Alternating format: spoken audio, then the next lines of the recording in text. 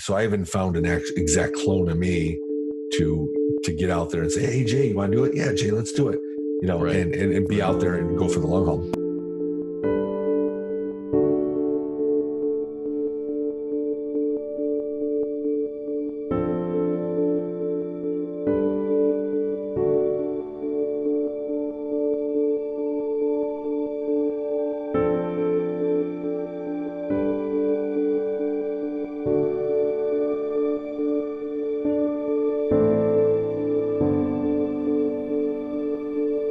They say life is what happens to you on the way that you try to get to where you're going. And in this case, life is a small desk in the basement of your old house and talking into your iPhone with terrible audio quality.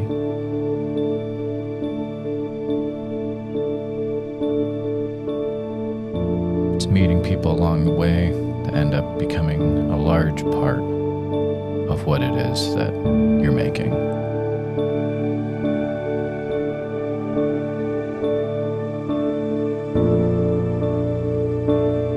So we're going back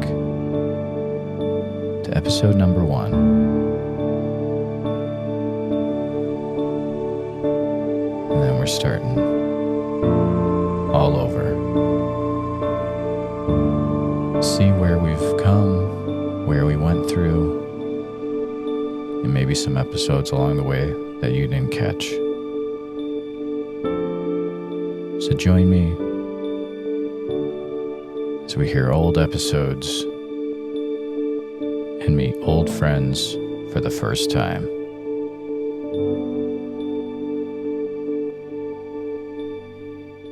In this week's Bigfoot Society Classic. Thanks for listening to the Bigfoot Society podcast. I'm your host, Jeremiah Byron. It's a podcast where I talk to people about Bigfoot and all sorts of stuff, but mainly Bigfoot. So, hope you like Bigfoot, because here we go.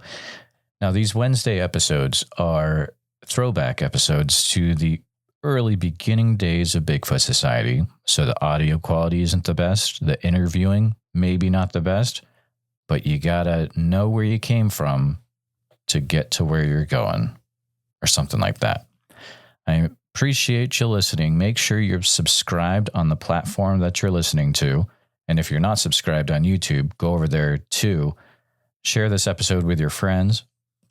And I do appreciate you taking your time to listen to this episode of Bigfoot Society. Now I've taken far too much of your time, so let's get on with the show. All right. Thanks for coming back to the Bigfoot Society podcast. Today we have the privilege of talking to Jay Bachochin from the Kettle Moraine area of Wisconsin. And Jay, thanks for coming on. I'm going to go ahead and have you kind of introduce yourself, if you don't mind.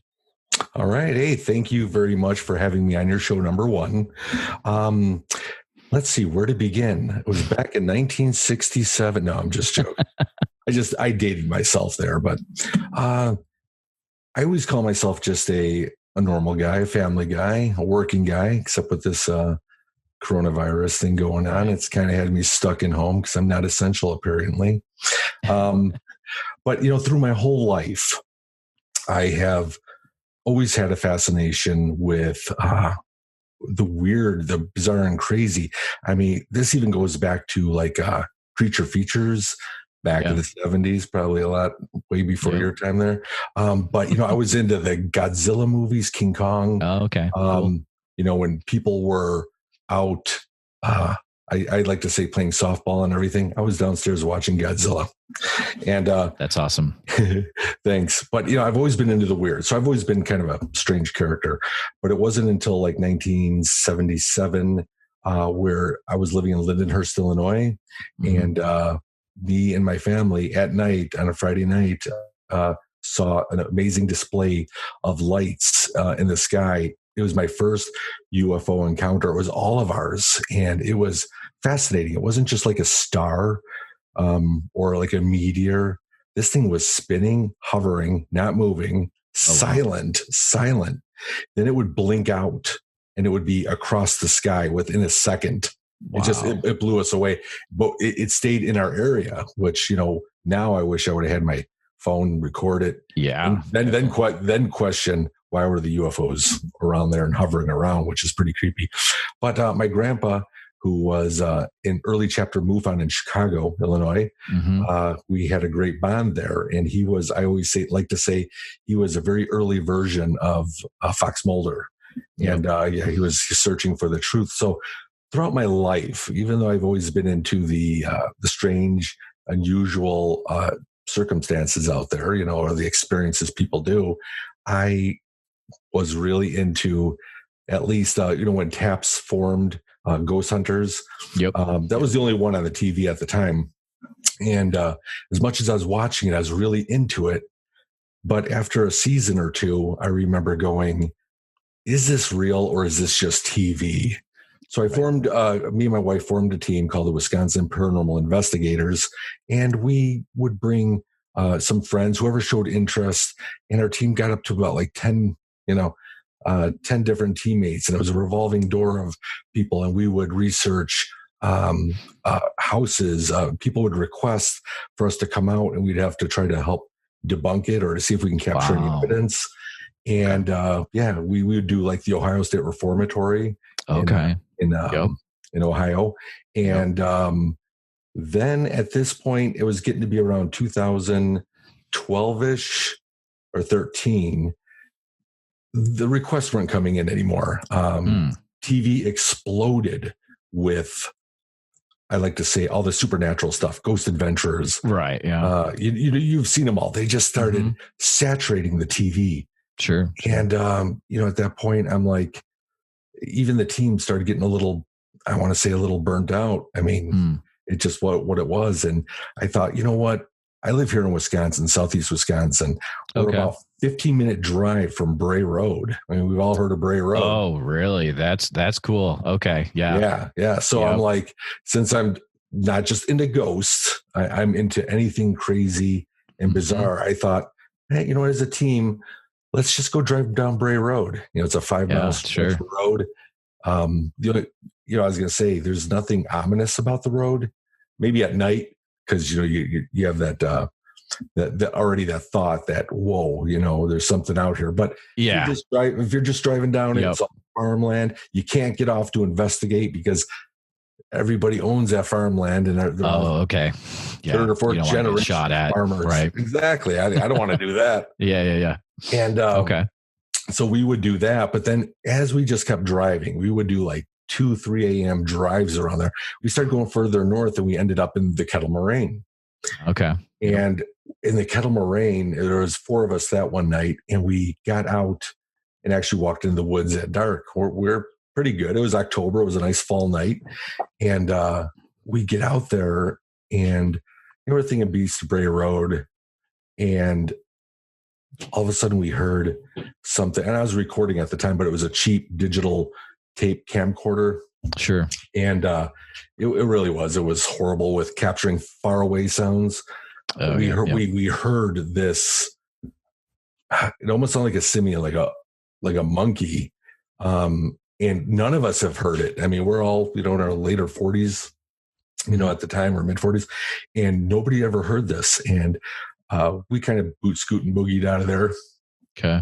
Pretty quick. But then we wanted to check on the soundboards of all indigenous Wisconsin animals, and we could never find a match.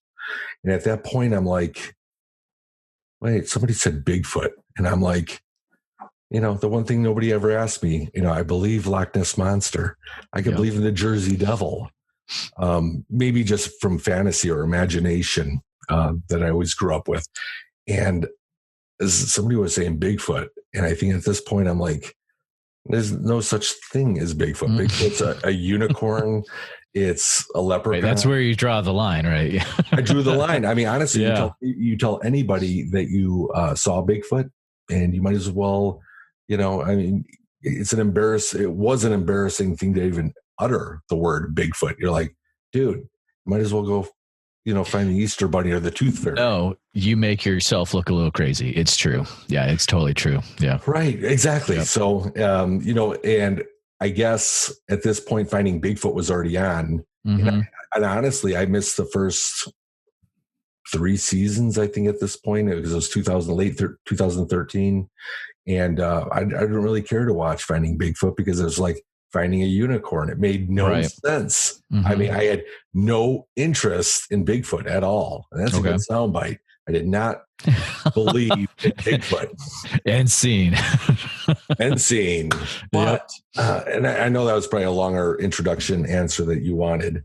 But this is just kind of how it just started for me. And after hearing those vocals and not getting those out of my head, I had to go back out there. Yeah. That's awesome. Yeah. And honestly, that's where my journey began. Right at that point. Very cool. Yeah. And in case the listeners don't know, I'm going to guess most of them do because Jay's made an awesome documentary called Finding Jay, and it is everywhere. I highly recommend you check it out because, I mean, the camera work in it is great. I love the drone footage at the beginning. It's very, very cool.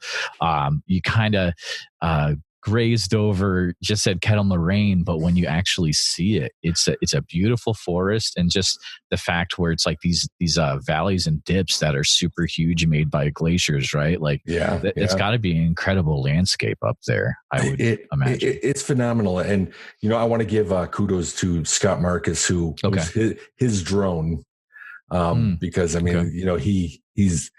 He films out in Hollywood and all these other places. Oh, okay. I didn't know that. Yeah. So he gets these good shots. But we shot that footage in 2015, and it was not meant for any documentary.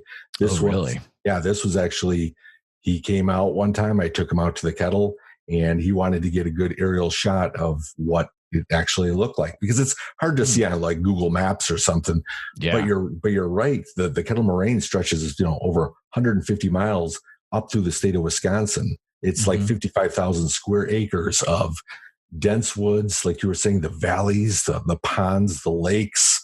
And, when we go just into one of our little research areas, you can get turned around so easy in there. Oh yeah, I bet. So, you think about it, but when you do see the footage, it's immense. I always say it's my home away from home.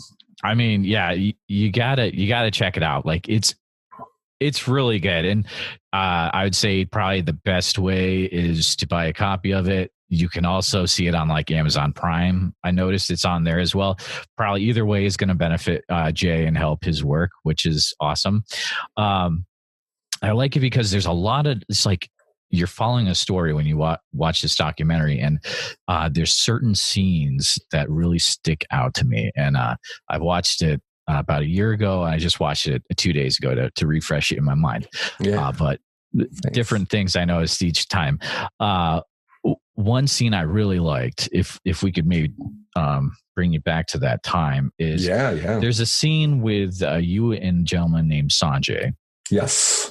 And there's a lot of electricity in the air. There's a back and forth. Things are throwing, something's throwing acorns or rocks at you through the trees. And can you kind of maybe bring the listener to how it felt that day?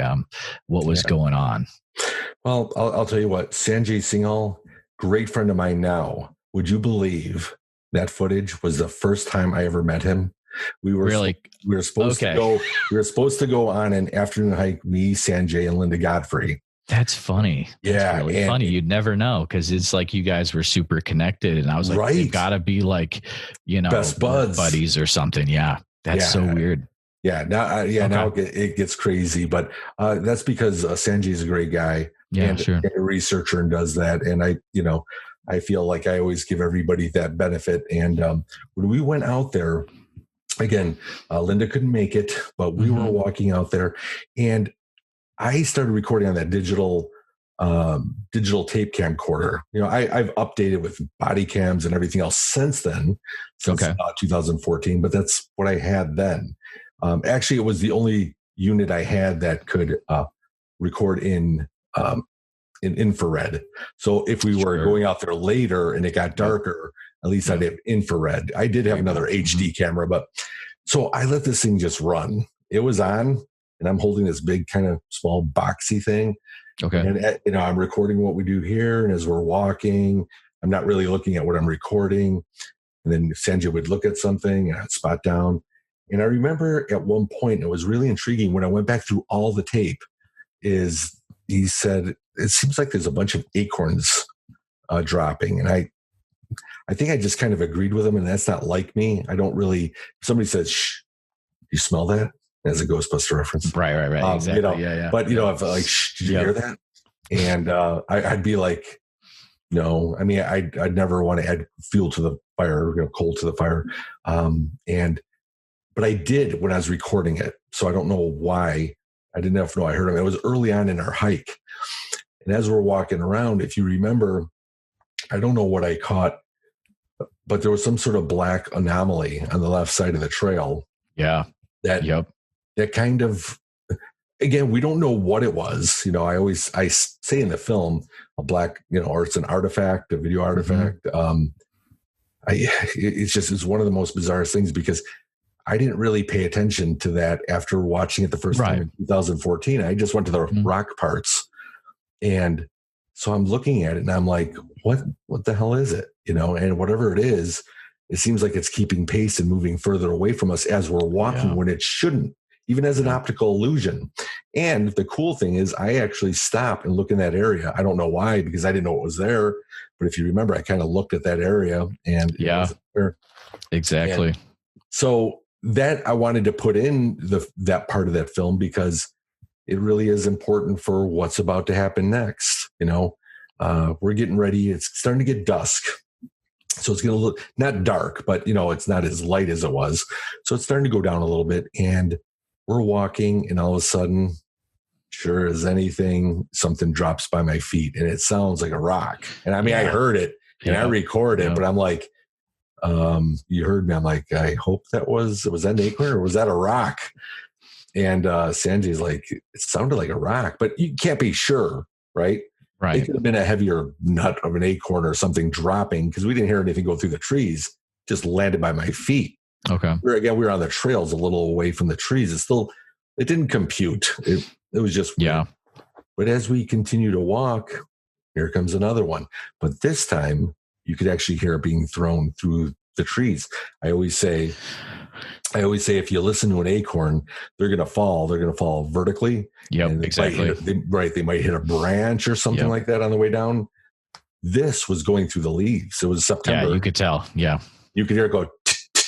Yeah. It would land by our feet again as we're moving.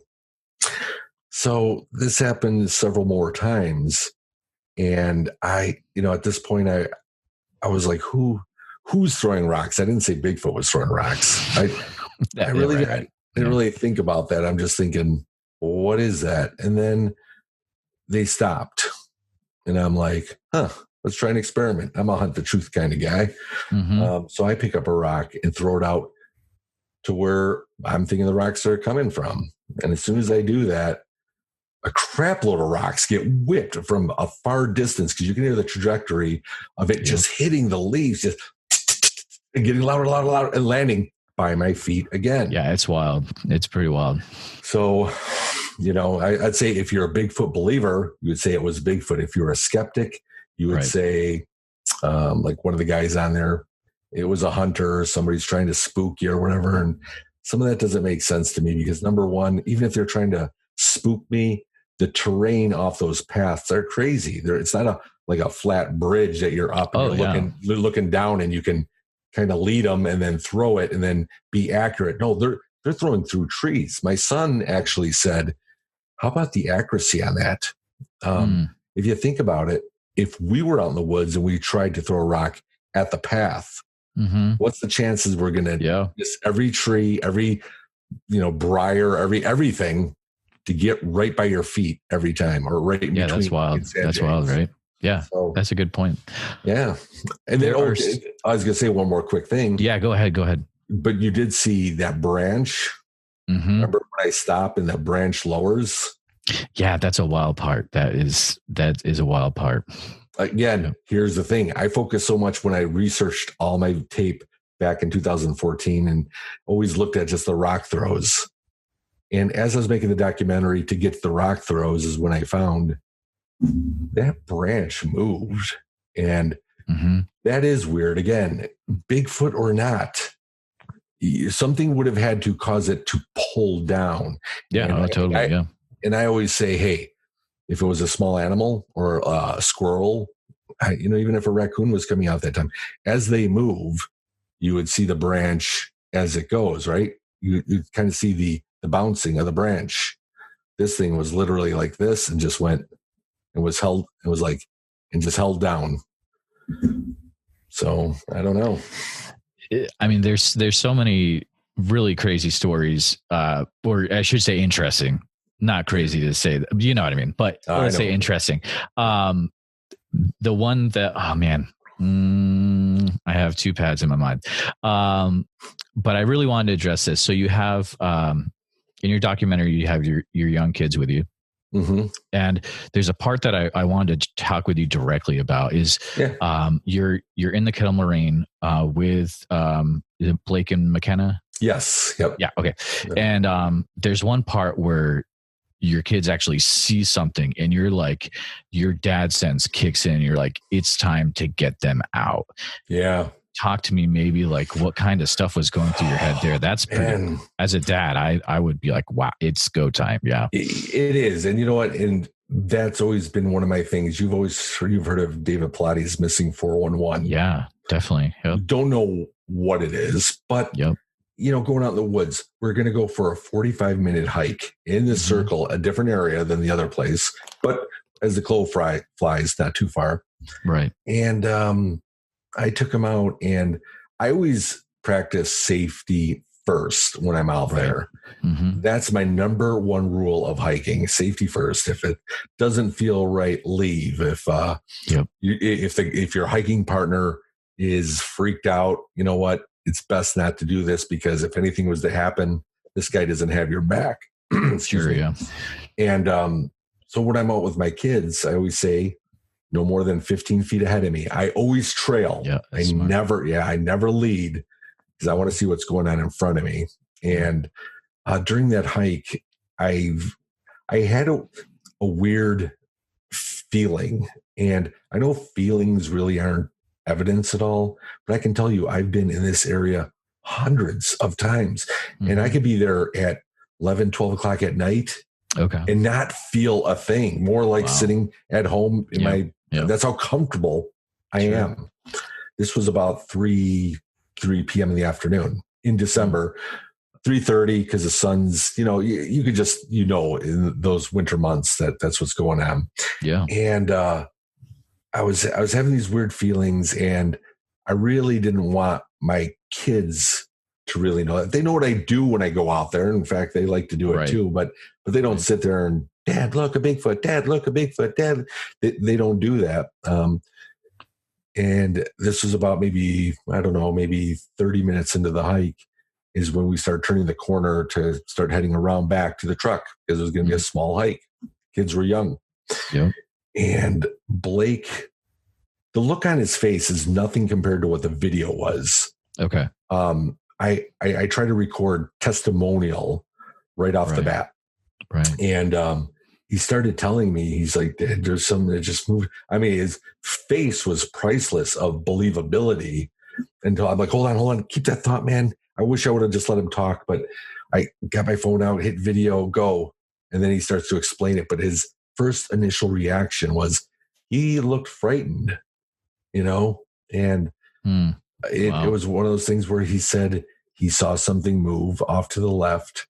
And as he's talking and I'm recording him, I remember panning up with my camera, and I'm also, or not my camera, my phone. And I can actually hold it up and look with my own eyes when I'm looking. I'm not just looking through the phone. Yeah. And I see this dark patch out there, and it does catch my eye, but it didn't feel right. I didn't feel like, petrified or scared. It was more a warning, a red flag of get out of there. There's something I didn't really explain in there. As I was saying, when I was filming it, I said, I didn't want to keep my camera on it because I felt if I did, I was doing something wrong. No, remember me saying you that? do actually say that. And that's the part where I'm like, oh, wow, that's very interesting. Actually, when you say that, that makes sense. Yeah. Well, and here's the thing, because a lot of people, I've been criticized for, why do you just go out there? If that was a Bigfoot, why, until you're in the situation. I know I had my two kids there, and I'm not going to play action Jackson exactly with doing that, but I didn't even want to stick around there. To clarify what I meant by that was the reason why I didn't want to film it is I said, can you imagine going into a bad part of the city? We can say Chicago, Milwaukee, wherever, New York. Yeah. And it's late at night. There's only 2-3 cars parked out there. Yeah. You're going to your car to get into your car. A kitty corner from you looks like two guys are trying to crank open the door with a tool. Now, can you imagine picking the video camera up and facing it towards them? Yeah. Your phone. Not a good idea. Right. Not a good idea. Why? And how come? Because you're asking for trouble. What would happen if they saw you? They'd want to take you out. Exactly. Yeah. So therefore, that's really what I meant when I said I saw this shadowy figure out there. Yeah. Sure. I did not want to keep my camera on it. It was weird. Yeah. And you know what? You could always say Monday morning quarterback or rookie mistake or, whichever. All I know is that my kids were my top priority, and I felt as it should be. Yep. Yeah. And I felt it was just time for them to go. And I know Blake was kind of telling me what he saw, and McKenna chimes in, and I saw the same type of Bigfoot. He pointing to her brother. She's only five at the time, 6. Yep. Well, what he saw, I go, well, what was it? It was brown and it had big feet. Okay. So, that's the cute part of it, being that young, and growing up in this. But my son, he, later on, even I think it was even a year and a half later after that incident happened in 2017. Okay. And he said, Dad, I don't know if I really saw it. He's, and I'm like, what do you mean? He goes, and he kept feeling kind of bad. Mm-hmm. He goes, mate, I don't know. But I didn't really show him that footage of what was blown up. Oh, okay. What it is. And then when he saw it, it was like his memory came back. Wow. Yeah. And sure. I guess I like to share that story because it's hard for me to remember the rock incident unless I watch it. Yeah. It was so long ago. We're humans. It's there. It's a wow factor. You try to process it. It's gone. Just like the sighting I had. I'm like, that evidence. Damn. Yeah. I wish I could go back there and sit and watch it so I could watch it longer. Yeah. But that's the reason why I like to tell the Blake story, is because you forget about these things. You question yourself, and though you should, it was something pretty amazing. That's awesome. Yeah. And I'll just say, so those two scenes, let's say, that's just a tip of the iceberg from Finding Jay. There's many, many more scenes. So, definitely everyone listening to this, watching this, check it out. After I watched that, I was like, okay, so what is he doing now after this? So I kind of went on a Jay deep dive here. Yeah. And I found your YouTube channel, found your Instagram.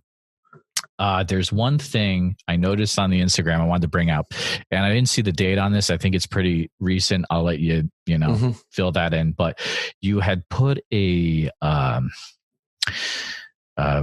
audio recorder on a tree out in the woods and let it play, and then you went and retrieved it. Have you gone over that audio yet, or? I did. Okay. And again, the reason why I don't post it is if I don't have any news. Right. I don't want to just post something saying, "Hey, guess what? I found nothing." But in a way, I should. But I'm not posting for that popularity, that comment, that like, and how many friends or whatever. I'm doing it for the truth. And if I don't have anything to really reveal, I feel, why really do it? But the one thing I did learn about this audio recorder is while it has enough memory to record up to 35 hours, that's kind of an on, off, usage. So if you were, the battery I have should be able to last, weeks, right? And that way you could be recording for 1 hour here, half hour here, turn it off, record it, dictation or whatever. I put a fresh battery in it, hit go. It records 8 hours when it's active. So even though I have 35 hours of space to put on there, I can only record up to 8 hours before the unit shuts off. There's interesting. There's nothing I can do about it, but it's something that I've learned. So when I do this again, they've closed down all state parks and everything in Wisconsin. Up there, I'm in central Iowa. We kind of have a little bit more. We're self quarantining, but you guys up there are pretty much locked down, right? Yeah, we're locked down, and it's funny, the memes that come out on Facebook is it shows somebody like on an empty lake on a boat with a sunset with a fishing pole in his sun, and it said, "This is not safe." And it shows Walmart with a bunch of people saying this is safe. That's funny. It doesn't make sense. Hopefully people in the future are really confused about what we're talking about. That would be awesome to know that we've gotten to the point that we're confused. But if you're confused, we're talking about the COVID-19 of 2020. So look that up. Yeah. Actually, you think about it, right? Actually, if you think about it, this podcast is making history. We're actually doing this. So if anybody finds this digital footage in the future, say hello to your future self, or old my son being an old grandpa. But check it out. But they really kind of shut it down here right now. So I haven't been back out with that audio device. Like I said, it records up to 8 hours. So next time, because what I really want to capture is the overnight stuff. So if you think about it, I'd have to get out there more, and I've been out there as late as 11, 12, 1, But the people that I hike with are either too cold, too mosquito-y, too tired. So I haven't found an exact clone of me to get out there and say, "Hey, Jay, you want to do it?" "Yeah, Jay, let's do it." And be out there and go for the long haul. But it's next time I go out there, I'll have to put the recorder out, fresh batteries, fresh everything, probably around 11 o'clock, and get the overnight, because the Kettle Moraine, you think as vast as it is still kind of surrounded by communities all the way around. Interesting. Okay. And then it gets open, and then there's more population, and it goes like that all the way through the state of Wisconsin. So vocalizations, especially during the day or 10 o'clock, 11 o'clock hours, might, if they're this loud, could they be heard from locals? Absolutely. And I really wish I could just knock on everyone's door and be like, "Hey, you guys live up here. Do you guys ever hear like a weird howl?" And just try to get people people to answer that. However, what happens at 2, 3, 4 in the morning when most of the human population is sleeping? Can they converse at that time? Damn it. Yeah. I want to find that answer. I want that. So that last one only recorded until about, I think I put it on around 5. It got done around midnight and nothing, Okay. Good to know though. Yeah. You kind of hear some wind below. That's the other thing is, if there's no wind with this particular mic or this particular unit, really picks that up. So it's like, do I have to get, extended microphone with a windshield on it to place out there? But I'm like, you saw what I put it in. It was camo. No, a white recorder. It worked. it served its purpose. But then here's the other thing. Just like ghost hunting, it's one of the things that I would never do to go back if I was going to ghost hunt, to do it that way. People go out to a house by request or by pay and play or whatever they're going to do to investigate, and they do it for a night. And I know there's a lot of equipment they have to check through. It's not just one audio device the whole night. There's generally, 4 or 5 of those, and there's static cameras everywhere. Right. And you have to look at every one of those when you do a ghost investigation in real time. You can't skip forward. You can't be distracted and pet the dog or whatever. You have to focus on your evidence, and that takes a long, long time. However, even though it takes a long time, one night in a house does not make it haunted or not. You have to be tenacious, and get out there over and over and over again. Not revisit it in 6 months or a year. Get out there the next weekend. If you could stay there for a week, to get the people to move out, saying, "Hey, we'll investigate your house for a week." But anyway, but that's how the woods is. That's true. Same thing. So that recording that I caught nothing doesn't make me feel like, oh man, I only recorded it this time and there was nothing.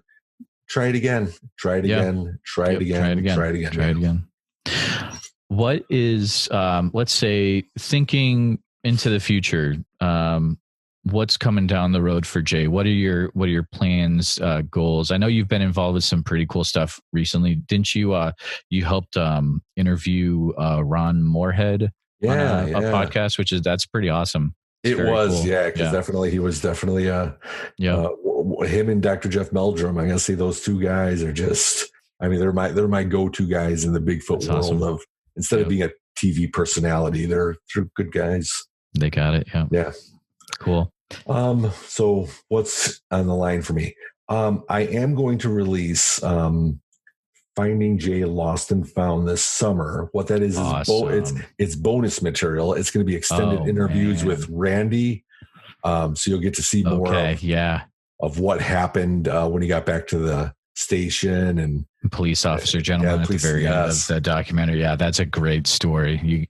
If you're listening, you got to check it out. I mean, just for that's fantastic. It was. That's why I wanted to put it. That's why I put him at the end, and at the end of the credits said everyone's listed and Randy Messamore at the end. Okay. Yeah. Very cool. So very intense. Yeah. But anyway, I'm going to release that this summer. It won't be as long as the 2-hour documentary. Everyone says it was too long, but you know what?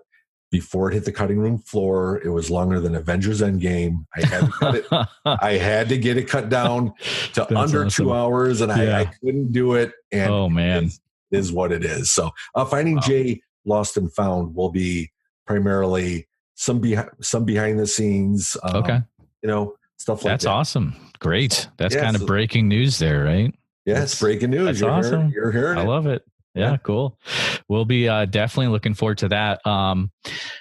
Is the best way to follow your exploits and everything? It looks like Instagram is kind of you're maybe focusing on that, or what would you say? Like if there's someone that is really into this interview, they go watch Finding Jay and they want to keep up to date with what you're doing.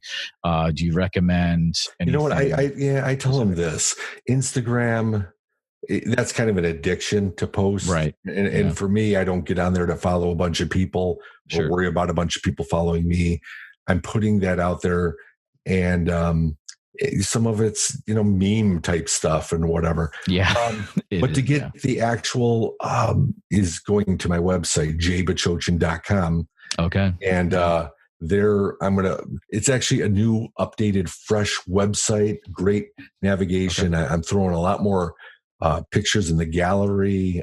It's a different host service than what I've been using. So I've kind of revamped the whole website. Everybody always knew me as Jay of WPI. WPI, yep. Or Wisconsin. Yep. But the thing is, even though that is what me and my wife founded, and it is our baby, it's our umbrella company, or umbrella organization, we'll always keep that. It's going to be a secondary link to anybody that has my old website. It'll take it right to the new one. Okay, nice. Yeah. I mean, but honestly, people know me as me now. They don't say J of WPI. They just say my name, and which is great. I think that's the way it should be. Well, it is. And my wife's always like, "Don't let your head get too big." That door is only. And I'm like, I try to stay as humble as I can, and I don't know if a man can be humble by saying I'm humble, but it's the truth. It's like I like my simple little corner here in Southeast Wisconsin with my family. Going to church and loving our family. And, so that's really what matters to me. And it's not even so much going out trying to prove Bigfoot exists. One of my biggest statements, and I didn't say this in Finding Jay, but after that kind of came out, it was more, people kept saying, Jay, it was this hunter throwing rocks, or what you saw was this, what you saw. Whatever. Okay, whatever. Whether you believe or not, just go out and discover for yourself. That's it. Yeah. I'm not going to sit here and try to convince you anymore of, what's real, what's not. Take my word on it or don't. And it doesn't matter. I'm not going to try to convince you. I'm not going to, shove it down your throat that it's Bigfoot. Personally, I think Bigfoot 100% exists out there. So it could. I'm still researching. I'm with you on that. Yeah. Good. So, I'm still researching, but it's been about a month since I've been out, and that's okay. It's okay because everybody knows me that we used to go out every week, except deer hunting.